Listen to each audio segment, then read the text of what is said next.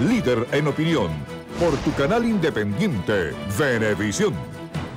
Amigos, vamos a conversar ahora en Entrevista Venevisión con Diego Arria, ex embajador de Venezuela ante la Organización de las Naciones Unidas. Buenos días, bienvenido. Muchas gracias, Manuel. Hoy lo tenemos a usted aquí invitado porque acaba de salir a la venta el libro que usted acaba de escribir, que se llama La Hora de la Verdad. Venezuela, la hora de la verdad. ¿Qué significa que esta es la hora de la verdad? ¿Es esta la hora de la verdad? Sí, yo creo que estamos viviendo la hora de la verdad desde hace un rato, pero ahora ya se acerca de una manera mucho más inminente.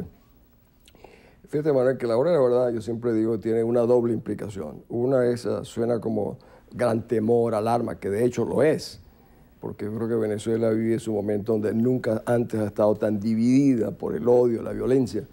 Pero al mismo tiempo yo lo veo como una extraordinaria oportunidad realmente para rescatar el país, como yo creo que lo vamos a hacer el 7 de octubre. ¿Cuál es la inspiración que usted ha tenido para desarrollar este libro en este momento? Los jóvenes. Durante todo un año estuve recorriendo casi todas las universidades del país y en esta interacción con el futuro, que es hablar con los jóvenes, uno entiende claramente que ellos no tienen ni prejuicios ni complejos para entender que su futuro no se está jugando como le dicen los políticos en el futuro, se está jugando ahora. Y vi una necesidad también de complementar su historia. El historiador mexicano Enrique Krause, que es muy importante, hizo un libro sobre Chávez el año pasado, y él decía, Chávez confunde la noble historia de Venezuela con su propia y mediocre biografía. Y los venezolanos piensan, muchos de ellos no han conocido otra historia. Yo comienzo a narrar ahí un poco.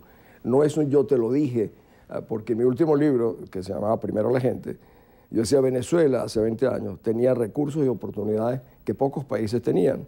Y yo decía, si los aprovechamos, llegaremos al siglo XXI como un país próspero y estable, o podemos poner el riesgo de perder hasta la libertad, justamente como nos encontramos ahora. Así ha sido un esfuerzo para decir de dónde venimos, qué somos y qué nos está sucediendo y qué nos puede suceder si no tomamos determinadas acciones. ¿A qué nos estamos enfrentando? Nunca el país ha estado tan... Para mí, lo más serio que tiene el país es esta división de confrontación, de intolerancia, hoy en día bastante bien distribuida en ambas partes. La intolerancia se ha hecho un rasgo muy peligroso de nuestra sociedad, promovido por un hombre, sin la menor duda. El odio y la violencia que él ha promovido ha sido algo sin precedentes. Estamos enfrentados, para mí, el gran desafío será la reunificación del país. Y para que haya reunificación, el elemento de tolerancia es fundamental.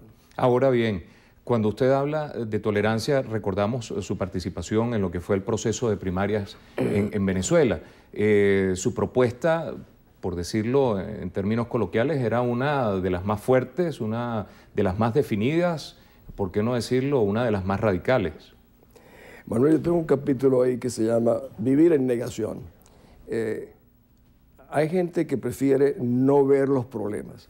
Y yo digo, eso es como si le va a caer encima una nevera a una persona que va pasando por la calle de un quinto piso, decirle, mejor no le decimos nada, pero la aplasta. Yo entiendo perfectamente bien que las familias que tienen problemas de seguridad, de recursos, o de comida, o de trabajo, no tengan tiempo para percibir qué acontece a su alrededor. Pero que dirigentes políticos que no tienen problemas ni de comer, ni de vivir, ni de techo, vivan en la negación es algo realmente muy preocupante. Yo creo que yo anticipo que en un futuro muchos dirigentes políticos van a tener que dar largas explicaciones al país por qué no tomaron determinadas acciones antes de tiempo para evitar lo que hoy en día estamos sufriendo. ¿Qué medidas se deberían tomar a su juicio? Bueno, yo tenía una visión, yo decía que Venezuela entra en una transición, no importa cómo la quieran llamar algunos. La transición implica pasar de un régimen que ha desconocido, que tiene las libertades, los derechos, que se ha apropiado de todos los poderes públicos, que es el tema fundamental para mí, y que para poder gobernar y poder reencauzar al país, tú requieres rescatar esos poderes. Y yo planteaba una asamblea constituyente, pero ya hoy en día eso no es un tema de discusión, pero estoy seguro que lo será en el futuro. Usted aquí en el libro tiene un capítulo que se lo dedica a la talanquera. Dice, supeditar la gobernabilidad a solidaridades acomodaticias. Es decir, que se saltarían la talanquera a favor de la oposición, pero estamos viendo justo en esta semana cómo está ocurriendo lo contrario. Se están saltando la talanquera de la oposición hacia el gobierno. Sí. Es una carrera de obstáculos a la inversa. No, yo decía ahí porque hay algunos que piensan que, a pesar de que los poderes están secuestrados por el señor Chávez, de que todos saltarán para este lado. Yo no lo veo así. Y yo advertía sobre los riesgos que tiene fundamentar el futuro de la República a un salto a la talanquera de un grupo de ciudadanos que controlan el Tribunal Supremo de Justicia, la Fiscalía, la Contraloría, el Poder Electoral. Esa es parte. No te lo digo todo porque si no, no va a comprar el libro, Manuel. Hay un punto que me parece importante y justo a propósito de lo que está ocurriendo ahora. Usted firmó el compromiso de unidad nacional de la Mesa de la Unidad. Sin embargo, usted no firmó los lineamientos del programa de la Mesa de la Unidad. ¿Está usted también en desacuerdo con el programa de gobierno de Capriles Radonsky? Yo he visto incluso cómo ahora agarran ese documento y ponen la firma y dicen, aquí firmaron Capriles, fulano, dice, y Diego Ares no firmó. Efectivamente yo no firmé, pero son dos documentos muy distintos, Manuel. Lo que yo no firmé fue la parte política del documento, no los lineamientos económicos.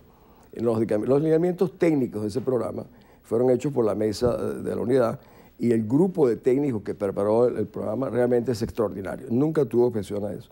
Mi objeción era a que yo creía que si los poderes estaban secuestrados no se podía fundamentar todo en el salto de la talanquera. Era más una posición política que sobre el tema que hoy en día se está discutiendo, que si es un paquetazo. Son dos documentos distintos. Yo no conozco el que dicen que se firmó, pero sin la menor duda es distinto al que yo no firmé.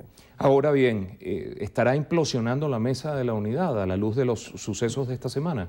¿Tú dices por ese motivo? Por ese motivo y por los partidos que se están retirando. No, yo no creo que tiene ninguna trascendencia realmente eso. Yo creo que no tienen el peso suficiente como para minar de alguna manera lo que cada vez es una unidad más fuerte, que es en base al entusiasmo que se ha generado con la candidatura de Enrique Capriles, y es una realidad que se siente. O sea, no tiene para mí ninguna trascendencia. Cuando usted justamente presenta su libro de La Hora de la Verdad, y luego el artículo que publica este fin de semana, o que publicó este fin de semana en el Miami Herald, sobre la guerra civil, ¿a qué se refiere?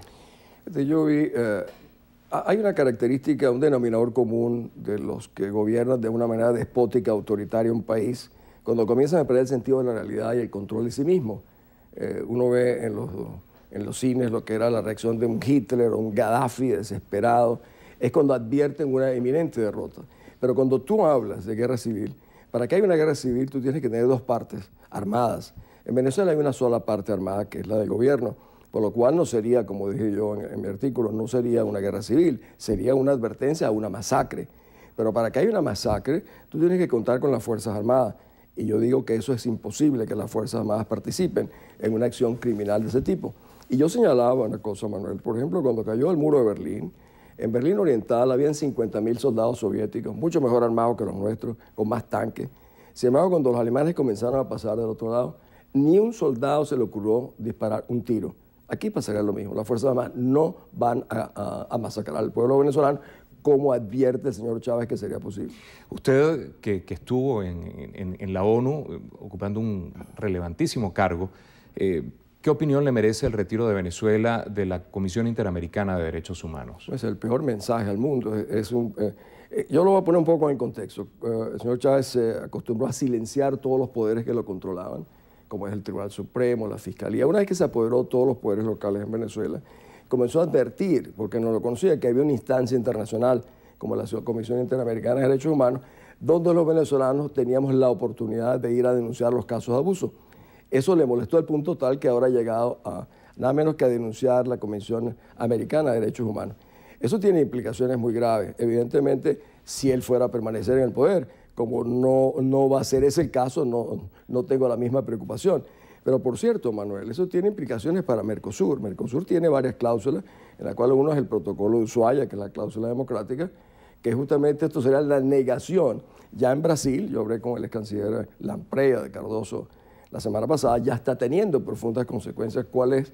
Es el único país de la región que dice, para mí el sistema americano de protección de derechos humanos no me sirve. Bueno, no, es que vimos a Patriota que ya estaba empezando a poner en duda el tema. Es que se le crea un problema político interno. Ya en Brasil es un problema político serio este apoyo a la figura de un personaje y no al respaldo a un país.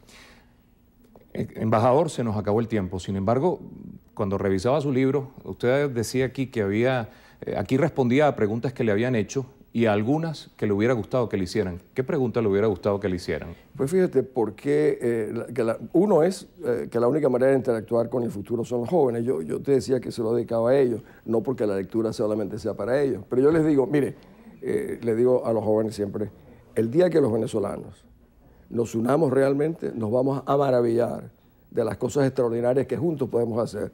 Ese sigue siendo mi mensaje y siempre les digo, ¿por qué no? El desafío está frente a nosotros y es para todos asumirlo. Muchísimas gracias a Diego Arria, ex embajador de Venezuela en la Organización de las Naciones Unidas, conversando con nosotros esta mañana en Entrevista a Venevisión. Amigos, nos despedimos con Waleska Manzi.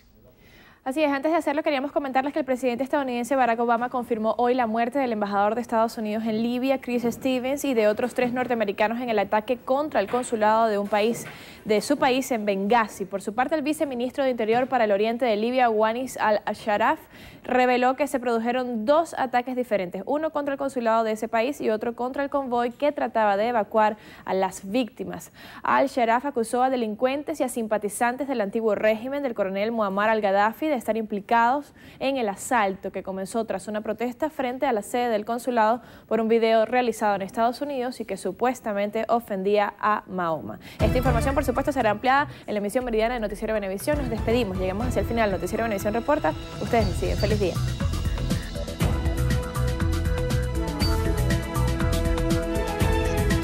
A continuación, programa recreativo. Contiene elementos de lenguaje, salud, sexo y violencia que no requieren de la supervisión de padres.